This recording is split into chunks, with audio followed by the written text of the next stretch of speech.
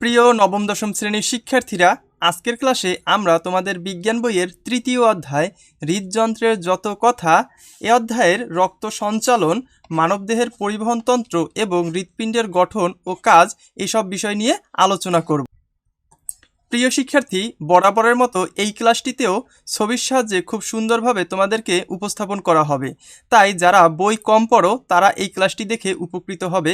আশা করি তোমাদের আর বই পড়তে হবে না, এই ক্লাসেই তোমরা সব কিছু বুঝতে পারবে। তাহলে চলো ক্লাসটি শুরু করা যাক। আচ্ছা, প্রথমেই রয়েছে রক্ত সংবহনতন্ত্র পরিচিতি। ঠিক আছে। আচ্ছা, এই দেখো, এটা হচ্ছে হার্ট, ঠিক আছে, হৃৎপিণ্ড। সেই হৃৎপিণ্ড থেকে রক্ত, এটা হচ্ছে রক্ত। রক্তে কিন্তু বিভিন্ন প্রকার কণা আছে, এই যেমন এটা হচ্ছে লোহিত রক্তকণিকা, এটা হচ্ছে শ্বেত রক্তকণিকা, আর এটা হচ্ছে অনুচক্রিকা। এই রক্ত কি হয়, আমাদের যে ধমনী এবং শিরা আছে সেই ধমনী এবং শিরা থেকে দেহের বিভিন্ন জায়গায় পরিবহন হয়। ঠিক আছে। আচ্ছা, সেটাই আমরা একটু পড়ি এখানে সংজ্ঞা। মানুষ ও উচ্চতর প্রাণীদেহে যে তন্ত্রের মাধ্যমে দেহের বিভিন্ন অংশে রক্ত ও অন্যান্য পদার্থ যেমন পুষ্টি, হরমোন, অক্সিজেন বাহিত হয় তাকে রক্ত সংবহনতন্ত্র বলে, তাই তো। এর প্রধান উপাদান হচ্ছে হৃৎপিণ্ড, রক্ত ও রক্তনালী। কাজ, রক্তের কাজ হচ্ছে দেহকোষে পুষ্টি ও অক্সিজেন পৌঁছে দেওয়া এবং বর্জ্য পদার্থ নিয়ে আসা। আচ্ছা, চলো আমরা নেক্সট স্লাইডে চলে যাই। সেটা হচ্ছে রক্তবাহী নালী বা ধমনী কি। ঠিক আছে।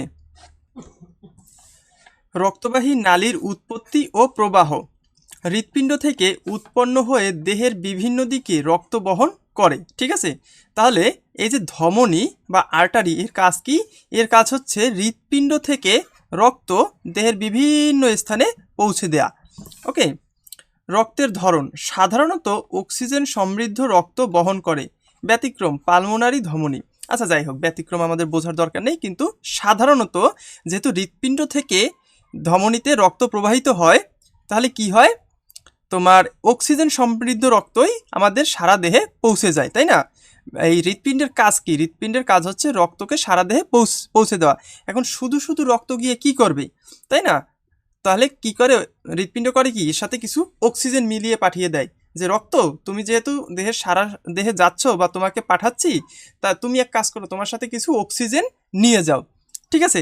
তাহলে ধমনী থেকে যে রক্ত দেহের সারা অংশে ছড়িয়ে যায় সেই রক্তে কি থাকে? সেই রক্তে থাকে অক্সিজেন। আচ্ছা, ধমনীর গঠন কেমন? ধমনীর প্রাচীর পুরু, অর্থাৎ এই যে দেয়াল দেখছো, এটা একটা ধমনীটা কি অ্যাকচুয়ালি একটা পাইপের মতো, না, পাইপের মতো। কিন্তু এর দেখছো এর দেয়ালটা কত পুরু, কতখানি চওড়া, এর দেয়ালটা কত পুরু, তাই না। তো আমরা বলতে পারি প্রাচীর পুরু, ইলাস্টিক বা স্থিতিস্থাপক, অর্থাৎ কি রাবারের মতো টানলে একটু বৃদ্ধি পায় অথবা একটু হালকা বেন্ড করা যায়, তাই না, এরকম একটু হালকা বাঁকা করা যায়। এটাকেই বলা হচ্ছে ইলাস্টিক বা স্থিতিস্থাপক। গহ্বর ছোট। গহ্বর মানে কি, এই যে ভিতরের জায়গাটা, যে জায়গা থেকে রক্ত চলাচল করে। ঠিক আছে। মূলে এটা এত বড়, এত মোটা হইলেও ভিতরের কিন্তু নালীটা চিকুন, এটাকেই বলা হচ্ছে গহ্বর। ঠিক আছে। প্রিয় শিক্ষার্থী, আমাদের চ্যানেলের ভিডিওগুলো যদি তোমার পড়াশোনায় একটুও হেল্প করতে পারে তবে আমাদের চ্যানেলটি সাবস্ক্রাইব করে দিতে পারো। এই ভিডিওটি ভালো লাগলে একটি লাইক দিও। আমাদের ভিডিওর মাধ্যমে যদি তুমি পড়াশোনায় একটু উপকৃত হও তবেই আমরা সার্থক। এর গহ্বর ছোট, কপাটিকা থাকে না। কপাটিকা কি, এক ধরনের দরজা। ঠিক আছে। সেই দরজাটা বন্ধ হতে পারে, চালু হতে পারে। সেই দরজাটা ডিসাইড করে যে রক্তটা কোন দিকে প্রবাহিত হবে। এজন্য ধমনীতে কি থাকে না, কপাটিকা থাকে না। ধমনীতে কপাটিকা থাকে না। ধমনীতে অক্সিজেন সমৃদ্ধ রক্ত পরিবাহিত হয়। ধমনীর প্রাচীর পুরু। ধমনী ইলাস্টিক বা স্থিতিস্থাপক। ক্লিয়ার। চাপ, রক্ত সজোরে প্রবাহিত হয়, ফলে নাড়ির স্পন্দন অনুভূত হয়। ঠিক আছে।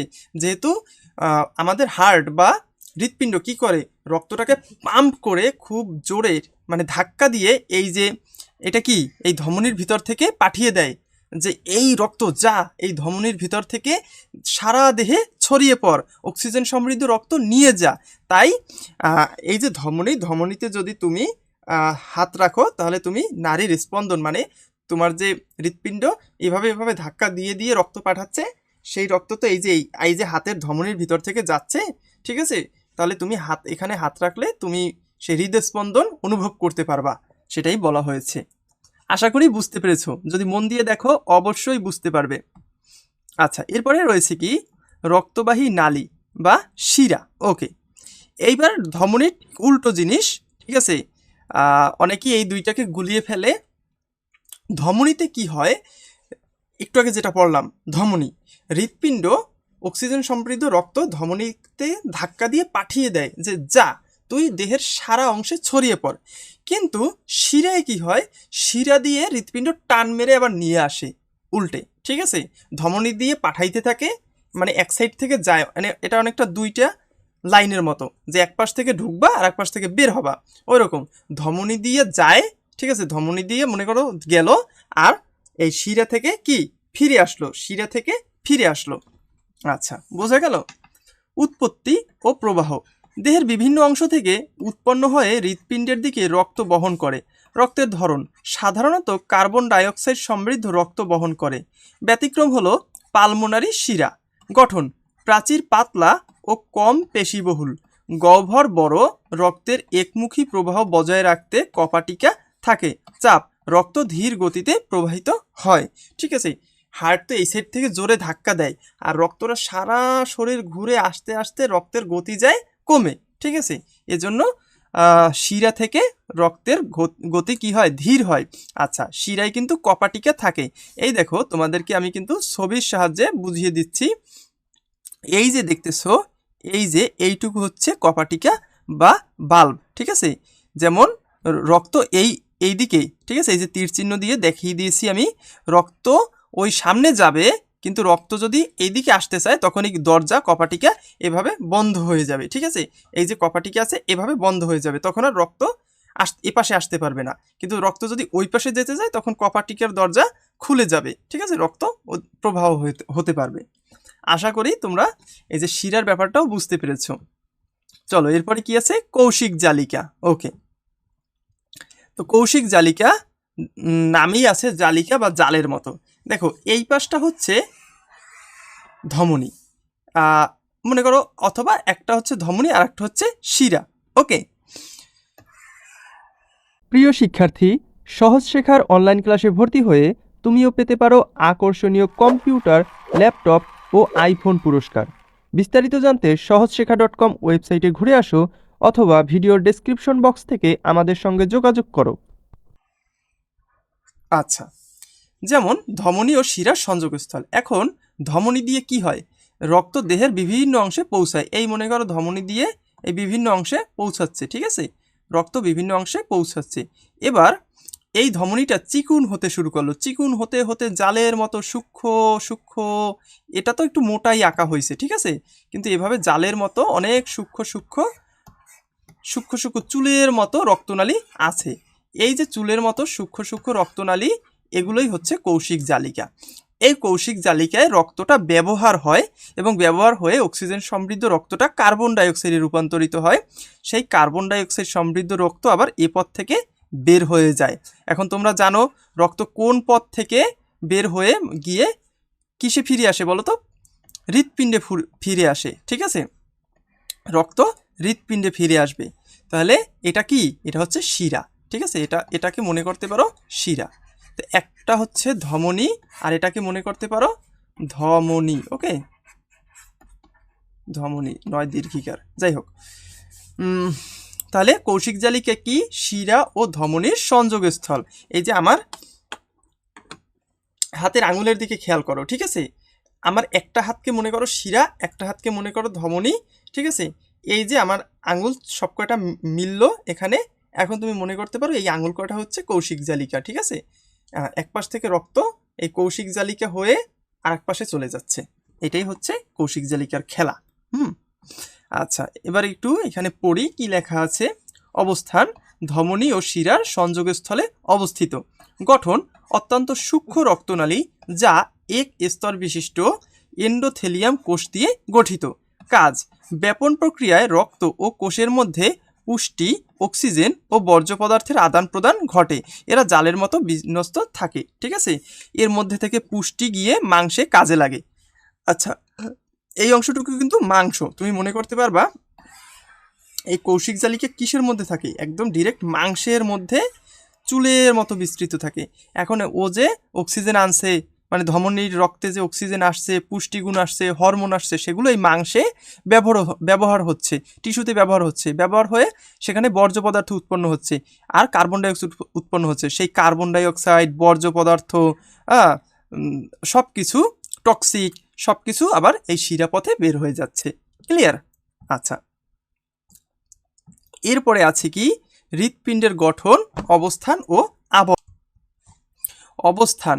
বক্ষ গহ্বরে দুই ফুসফুসের মাঝে এবং মধ্যচ্ছদার উপরে অবস্থিত ত্রিকোণাকার অঙ্গ।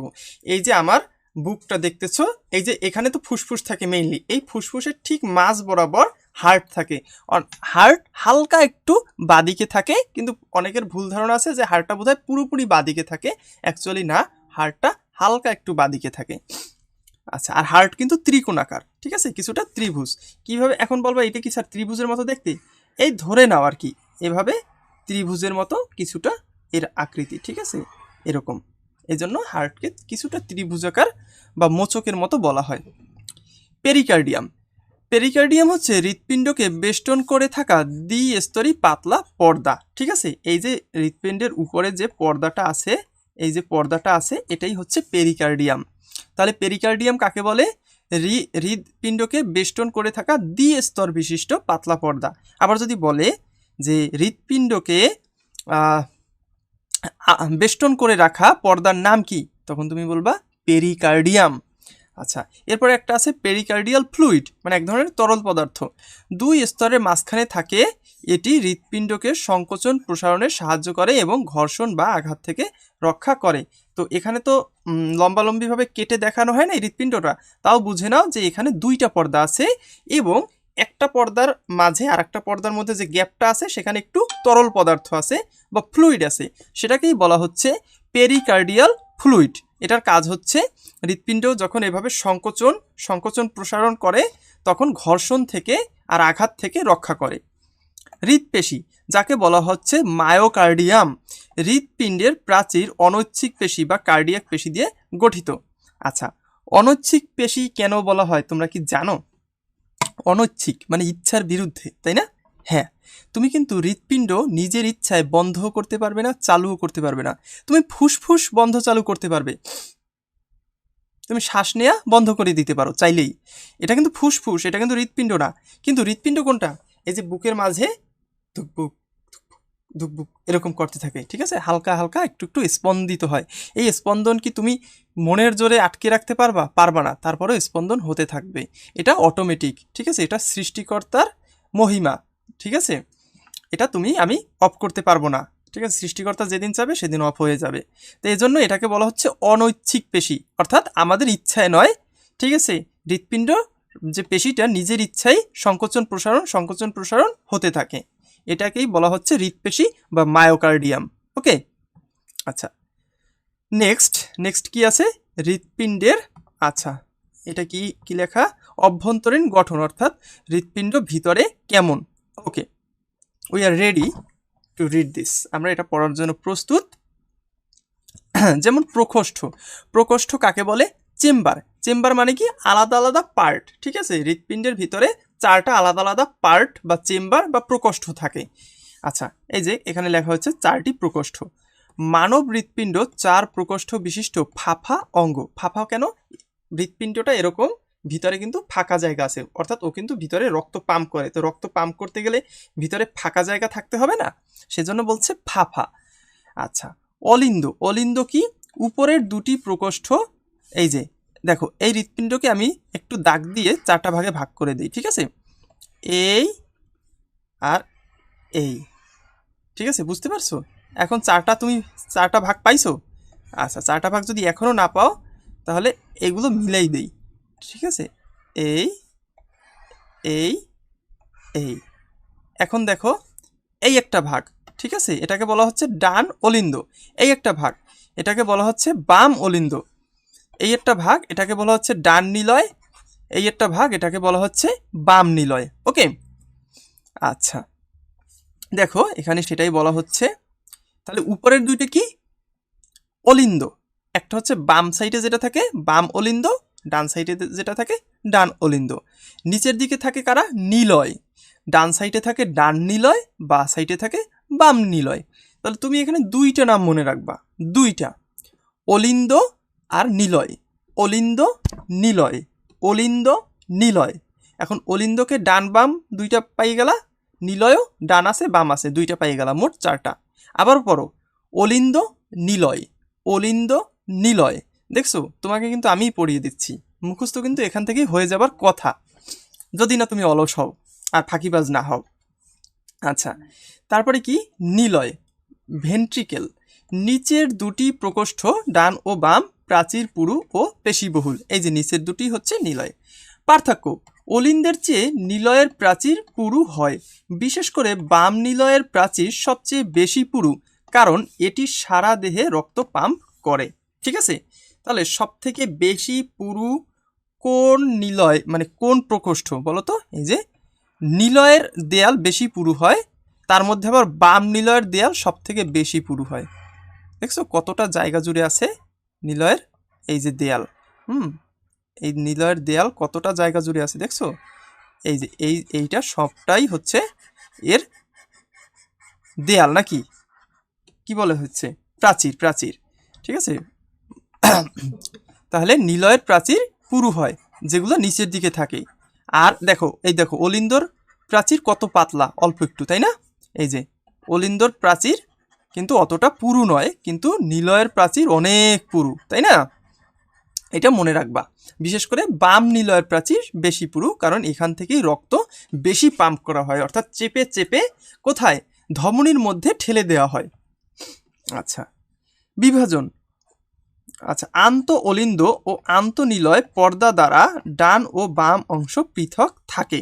ঠিক আছে, এই যে আন্ত অলিন্দ ও আন্ত নিলয় পর্দা দ্বারা, এই যে এই একটা পর্দা, এই পর্দা দ্বারা বাম ও ডান এই দুইটা পৃথক থাকে। আচ্ছা, বোঝা গেল? তাহলে এইটা মেইন ইম্পর্টেন্ট, সেটা হচ্ছে হৃৎপিণ্ডের প্রকোষ্ঠ কয়টি? হৃৎপিণ্ডের প্রকোষ্ঠ চারটি। কি কি? বাম অলিন্দ, ডান অলিন্দ, বাম নিলয়, ডান নিলয়। নিলয় আর অলিন্দ মনে রাখলেই হবে, তারপর বাম ডান সেপারেট করে চারটা বানাই দিবা। আচ্ছা, এরপরে রয়েছে হৃৎপেশি ও কপাটিকা। কপাটিকা কি? কপাটিকা হচ্ছে এক ধরনের দরজা বা দরজার কপাট, এরকম। ঠিক আছে, হৃৎপেশি ও কপাটিকা কার্ডিয়াক মাসেল অ্যান্ড ভালভস।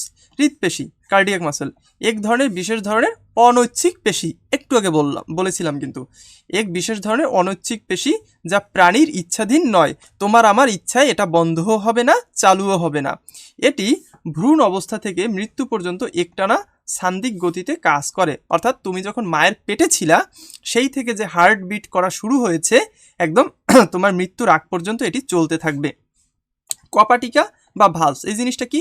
অলিন্দ ও নিলয়ের রক্ত সংযোগের স্থলে থাকে, রক্তের পশ্চাৎমুখী প্রবাহ রোধ করে, রক্ত কেবল একদিকেই চলে। ঠিক আছে, আচ্ছা, এটা ভালো বুঝাইতে হলে তোমাকে আগের ছবিটা দেখাইতে হবে। যেমন এই তীর চিহ্নটা খেয়াল করো, এই তীর চিহ্নটা নিচের দিকে আসছে, অর্থাৎ রক্ত এখান থেকে নিচে আসবে। রক্ত নিচে আসছে, ভালো কথা। এখন রক্ত কি এইখান থেকে উপরে যেতে পারবে? পারবে না, কারণ এই যে দুইটা দরজা আছে এখানে, দেখছো এই যে দুইটা দরজা আছে, এই দরজা থেকে নিচে আসতে পারবে কিন্তু উপরে যেতে পারবে না। ঠিক আছে, আবার এই যে দরজা দেখছো, এই দরজা থেকে উপরে যেতে পারবে কিন্তু নিচে আসতে পারবে না। নিচে আসলে কি হবে? এখন এরকম এরকম কি আছে? ফাঁকা আছে না? ফাঁকা আছে না? এই যে এই মাঝখানে একটু গ্যাপ আছে না? এই যেই নিচে আসবে রক্ত, ওই দরজা দুইটা বন্ধ হয়ে যাবে। ঠিক আছে, তো এরকম এগুলোই হচ্ছে বাল্বস। বুঝতে পেরেছো? এগুলোই হচ্ছে কপাটিকা। তা আশা করি বুঝতে পেরেছো। আমি যেভাবে বুঝাইছি আশা করি তোমরা বুঝতে পারবে। আচ্ছা, এরপরে রয়েছে সিস্টোল অ্যান্ড ডায়াস্টোল। ঠিক আছে, সিস্টোল অ্যান্ড ডায়াস্টোল কি? রক্তটা যে পাম্প হচ্ছে, মনে করো এরকম হচ্ছে একবার, এরকম হচ্ছে একবার, এরকম হচ্ছে একবার, এরকম হচ্ছে একবার, তাই না? যে কোনো জিনিস যদি স্পন্দিত হয় তখন একবার পিছে যায়, একবার সামনে যায়, অথবা টুকবুক এরকম এরকম এরকম এরকম করে। তো এর মধ্যে একটা হচ্ছে সিস্টোল, একটা হচ্ছে ডায়াস্টোল, হৃদস্পন্দনের ব্যাপার আর কি। আচ্ছা, হৃৎপিণ্ডে পর্যায়ক্রমিক সংকোচন ও প্রসারণকে হৃদস্পন্দন বা হার্টবিট বলে। ঠিক আছে, হার্টবিট বা হৃদস্পন্দন কাকে বলে? আমরা তো বুঝি এই যে হার্ট ঢুকবুক ঢুকবুক করে, এটাই তো হার্টবিট বা হৃদস্পন্দন, কিন্তু এটা আমি লিখবো কিভাবে? পরীক্ষার খাতায় লিখতে পারি না, এটাই সমস্যা, তাই না? তাই ভালো করে বোঝো যে হৃৎপিণ্ডের পর্যায়ক্রমিক সংকোচন ও প্রসারণ। পর্যায়ক্রমিক কারণ কি? এটা নির্দিষ্ট সময় পরপর এক তো সংকুচিত হয়, এই যে এইটা হচ্ছে সংকুচিত, আর কি হয়? প্রসারিত হয়। এই যে প্রসারিত, সংকুচিত, প্রসারিত, সংকুচিত, প্রসারিত। ঠিক আছে, এই যে সংকোচন ও প্রসারণকে হৃদস্পন্দন বলে। সিস্টোল, হৃৎপিণ্ডের সংকোচন অবস্থা। ঠিক আছে, সিস্টোল কি? সিস্টোল হলো হৃৎপিণ্ডের সংকোচন অবস্থা। এরপর কি? ডায়াস্টোল। ডায়াস্টোল হচ্ছে হৃৎপিণ্ডের প্রসারণ বা শিথিল অবস্থা। এই যে প্রসারণ বা এটা হচ্ছে স্বাভাবিক অবস্থা, এটাই হচ্ছে ডায়াস্টোল। আর যখনই হৃৎপিণ্ড এভাবে চাপ দিচ্ছে, রক্তকে এভাবে চাপ দিচ্ছে, সেটাই হচ্ছে সিস্টোল। শব্দ, এই সংকোচন প্রসারণের ফলে লাভ লাভ লাভ ডাব শব্দের সৃষ্টি হয়। আচ্ছা, ইংরেজরা বলে লাভ ডাব, আর আমরা বলি কি? ধুকবুক, না? লাবডাব লাবডাব, ধুকবুক ধুকবুক, যাই বলো না কেন, এই সংকোচন প্রসারণের ফলে একটি শব্দের সৃষ্টি হয়। এখন পরীক্ষার খাতায় আসতেও পারে যে লাবডাব জিনিসটা কি, তখন বলবো লাবডাব এইটা আবার কি? আর তুমি যে যারা আমার ক্লাস দেখছো তারা তো জানো লাবডাব হচ্ছে হৃৎপিণ্ডের সংকোচন ও প্রসারণের ফলে সৃষ্টি হওয়া শব্দ। আচ্ছা, এরপরে হচ্ছে রক্ত সঞ্চালন পদ্ধতি। রক্ত কিভাবে সঞ্চালিত হয়? অক্সিজেনবিহীন রক্ত CO2 যুক্ত সারা দেহ সুপেরিয়ার ইনফেরিয়ার ভেনোকাভা, ডান অলিন্দ, ডান নিলয়, পালমোনারি ধমনী, ফুসফুস। এটা হচ্ছে রক্ত কোন পথে যায়। ঠিক আছে, অক্সিজেন বিহীন রক্ত, অর্থাৎ যে রক্ত দেহ থেকে ফিরে আসে, আমাদের এই চামড়া মাংসর ভিতর থেকে আস্তে আস্তে ফিরে আবার আমাদের হৃৎপিণ্ডে আসবে, তাই না? তাহলে সারা দেহ থেকে কোথায় যাবে? Superior inferior vena cava. সেই ভেনাকাভা থেকে কোথায় যাবে? ভেনাকাভা কি? এই যে এই হার্টের সাথে একদমই যে দুইটা মেইন শিরা থাকে, সেই দুইটাই হচ্ছে সুপেরিয়ার ইনফেরিয়ার ভেনাকাভা। এই ভেনাকাভা থেকে কোথায় যাবে? ডান অলিন্দতে যাবে। ঠিক আছে, ডান অলিন্দ কোনটা? এই যে দেখো, এইটা হচ্ছে ডান অলিন্দ। ঠিক আছে, এইটা হচ্ছে ডান অলিন্দ, এই যে। আর এটা হচ্ছে সুপিরিয়ার ইনফেরিয়ার ভেনাকাভা। এই ভেনাকাভা থেকে আসছে ডান অলিন্দ। আমি কিন্তু ছবির সাহায্যে তোমাদেরকে বুঝাচ্ছি। ঠিক আছে, ডান অলিন্দ। এরপর কোথায় যাবে? ডান নিলয়তে যাবে, এই যে নিলয়। ঠিক আছে, এই যে এটা হচ্ছে নিলয়। এই নিলয় থেকে যাবে আবার কোথায়? এইখানে পালমোনারি ধমনী। এটা হচ্ছে পালমোনারি ধমনী। সেই পালমোনারি ধমনী থেকে যাবে আবার ফুসফুসে। ফুসফুসের কাছে ফিরেই দেবে, ফুসফুস বাবাজি এই নাও, আমি কিছু কার্বন ডাইঅক্সাইড নিয়ে আসছি, CO2 নিয়ে আসছি, এখন তুমি সেটা বের করে দাও। ঠিক আছে, এই পালমোনারি ধমনীর মাধ্যমে আবার এই কার্বন ডাইঅক্সাইডটা আমরা নিঃশ্বাসের মাধ্যমে বের করে দেই। ঠিক আছে, আবার একইভাবে অক্সিজেনযুক্ত রক্ত কি হয়? ফুসফুস থেকে আসে। এই দেখো, ফুসফুস থেকে চলে আসতেছে অক্সিজেন সমৃদ্ধ রক্ত। এই রক্তটা হচ্ছে ভালো রক্ত। হ্যাঁ, ফুসফুস থেকে এসে প্রথমেই ঢুকবে বাম অলিন্দতে, নাকি? প্রথমেই ঢুকবে কোথায়? পালমোনারি শিরা। এটা হচ্ছে পালমোনারি শিরা। সেই পালমোনারি শিরা থেকে প্রথম ঢুকবে বাম অলিন্দতে। বাম অলিন্দতে ঢোকার পরে নিচে থাকে কি? নিলয় থাকে। সেই বাম পাশে নিলয়তে চলে আসবে। নিলয়তে যাওয়ার পরে কোথায় চলে আসবে? তারপর আবার মহাধমনীতে চলে আসবে। ঠিক আছে, সুপেরিয়ার ভেনাকাভায় চলে আসবে। এই যে মহাধমনীতে চলে এসে তারপরে এই ধমনী বিভিন্নভাবে ভাগ হয়ে হয়ে আরও নতুন নতুন ধমনীতে চলে যাবে, গাছের ডালপালার মতো। বুঝতে পেরেছো? তারপরে সারা দেহে পৌঁছে যাবে। আচ্ছা, দ্বৈত সংবহন। রক্ত হৃৎপিণ্ডের মধ্য দিয়ে দুইবার প্রবাহিত হয়, সিস্টেমিক ও পালমোনারি। ঠিক আছে, দুইবার প্রবাহিত হয়।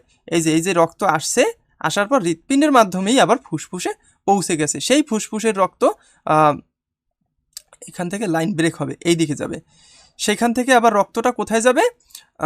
আবার উল্টা বিলে হৃৎপিণ্ডে চলে আসবে। সেই হৃৎপিণ্ড থেকেই আবারও মহাধমনীতে চলে আসবে। ঠিক আছে, ব্যাপারটা আশা করি বুঝতে পেরেছো। না বুঝলে ভিডিওটি আবার একটু টেনে দেখো, তাহলে আশা করি বুঝতে পারবে। এরপরে রয়েছে সংকোচন ও প্রসারণ। সংকোচন ও প্রসারণের পর্যায়ক্রম, ঠিক কতটুকু সময় পর পর সংকোচন হবে, কতটুকু সময় পর পর প্রসারিত হবে, এইটাই আর কিছু না। আচ্ছা, এটা এই ভদ্র মহাশয়কে এখানে রাখি। অলিন্দের ডায়াসফল ও সিস্টোল। অলিন্দের ডায়াসফল সিস্টোলিক ডায়াস্টোলিক, ঠিক আছে।